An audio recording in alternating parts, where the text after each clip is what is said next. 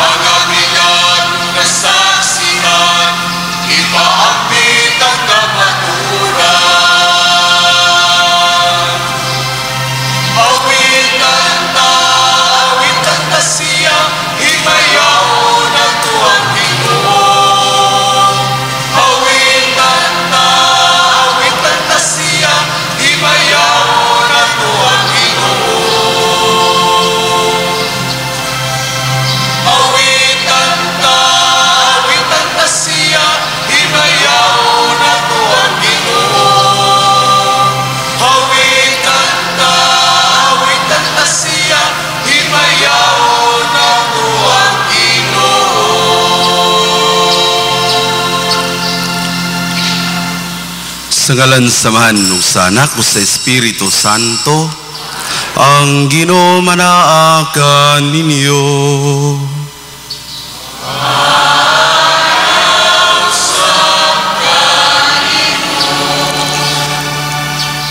Maigsoon maginulsol kita sa atong mga sala aron mandam kita lang sa pagsaulog nining santos nga misa. Kitang tanan nagakumpisal ako sa Dios nga magahom sa tanan o kaninyo mga igsoon nga nakalapas dako yamot sa unahuna sa pulong o sa buhat o sa wala pagbuhat sa kinanglang buhaton kaya akong sala, akong dakong sala. Pusa nang umuy ako kang Santa Maria krunaing ulay sa tanang mga anghel o mga santos o kaninyo mga igsoon aron ninyo kayampo sa Ginoo nga atong Dios. Kaluyan ta kita sa Dios nga magahom sa tanan o pasayloon sa atong mga sala. Dadon ta kita niya ngadto sa kinabuhing dayon. Amen.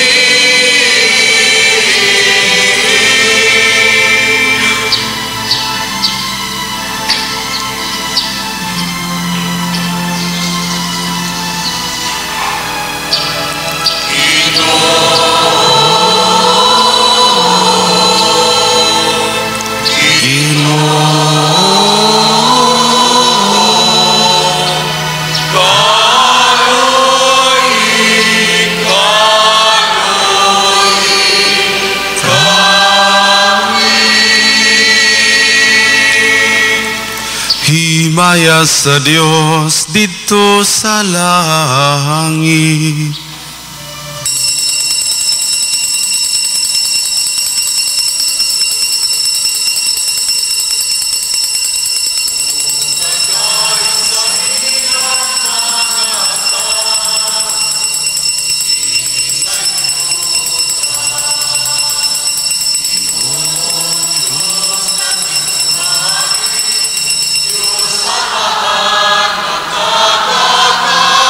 Sa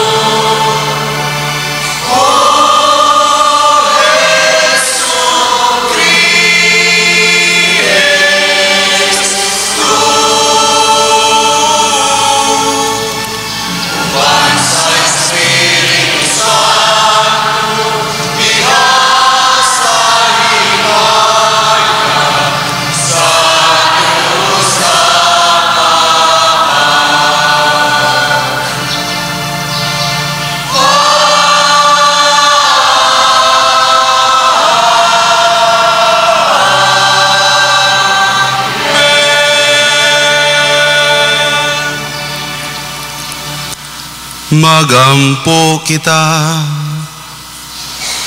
O Ginoo, bantay ang imong banay sa walay hunong nimong gugma. Liguna kanunay sa imong panalipod. Kami nga nagsalig lamang sa mong paglaom sa kaluoy sa langit. Kini among ipangayo pinagi sa mong Ginoong Hesukristo imong anak.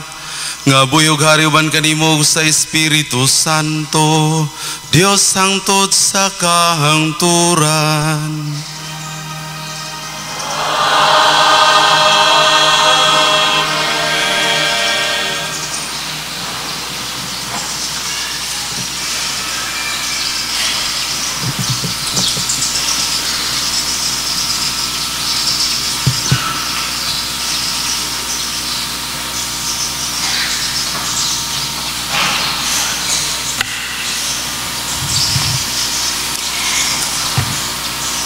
Kinutlo, gikan sa basahon ni Propeta Isaias.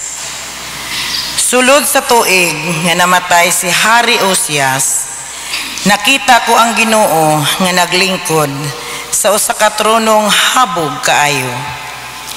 Ug ang iyang biste na nakalukop sa templo. Ibabaw niya nagbarog ang mga sirapin. May unom kapako ang tagsa-tagsa kanila, gitabunan nila ang ilang naong sa duruhan nila kapako, ug ang ilang tiil sa lain nilang duha kapako, ug gigamit nila sa paglupad ang duha kapako.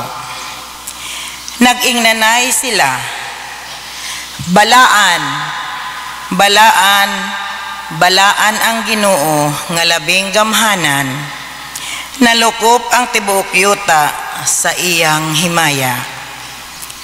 Ug natayog ang mga sukaranan sa templo tungod sa kagahog sa ilang tingog, ug napuno sa aso ang templo.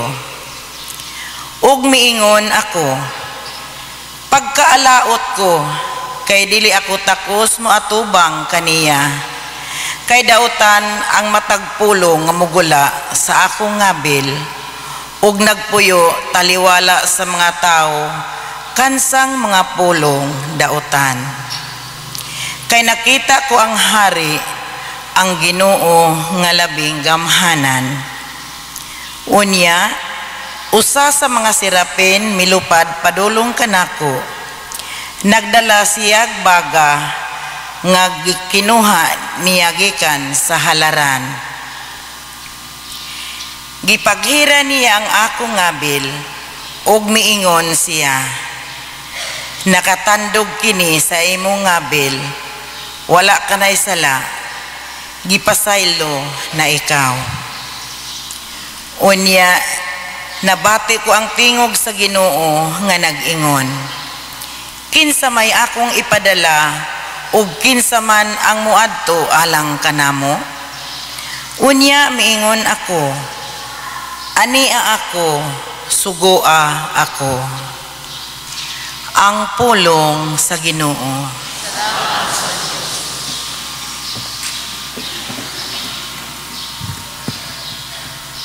Sa tubangan sa mga anghel, awiton ko ang imong mga pagdaig, o Ginoo. Sa tubangan sa mga anghel, awiton ko ang imong mga pagdaig, o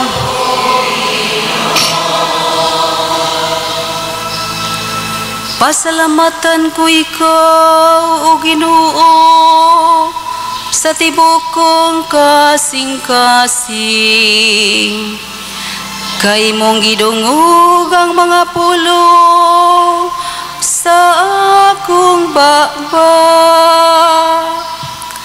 Sa tubangan sa mga anghel, awiton ko ang imong pagdaig. Magsimba ko sa imong balang templo, ug pasalamatan ko ang imong ngalan.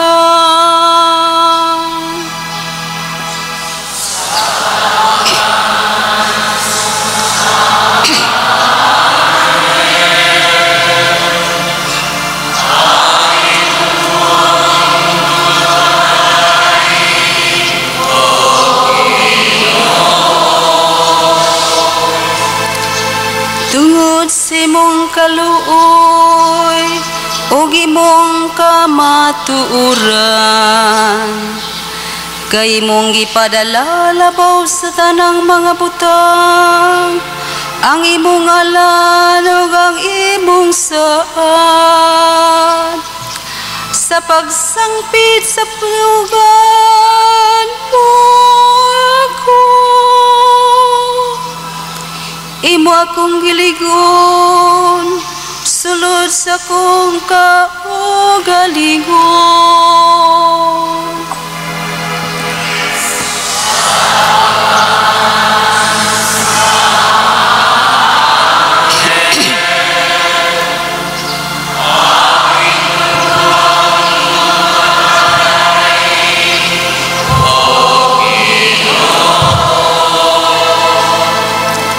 Ang tanang mga risiyuta, magpasalamat kanimo o Ginoo sa pagdangog nila sa pulong sa imong baba, ug mag-awit sila sa mga dalan sa Ginoo. Dako ang imaya sa Ginoo.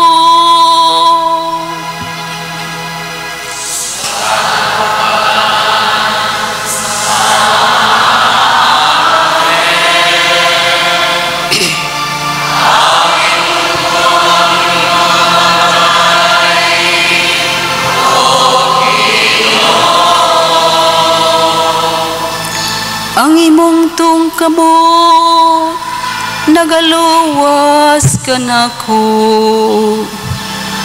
ang Ginoo maghingpit siyang gihimo ka nako.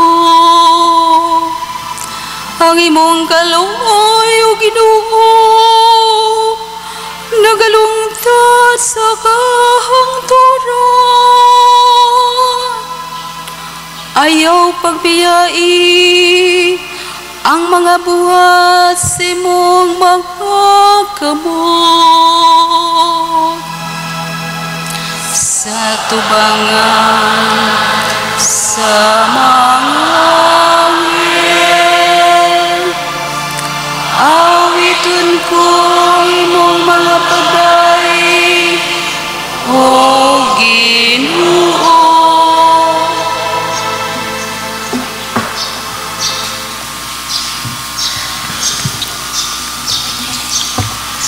Kinutlo, gikan sa unang sulat ni San Pablo ngadto sa taga Corinto.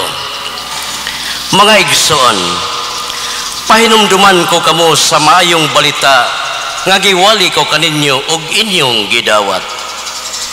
Maoy nakapalig-on kini sa inyong pagtuo. Mao kana ang ebanghelyo, ang mensahe nga akong giwali kaninyo. Maluwas kamo pinaagi sa ebanghelyo kung magpabilin kamo niini nga malig-on, kawas kung taphaw lamang ang inyong pagtuo. Gitudlo ko kaninyo ang akong nadawat nga hinungdanon kaayo, og kini mao nga si Kristo namatay alang sa atong mga sala, sumala sa nahisulat sa kaluwasan.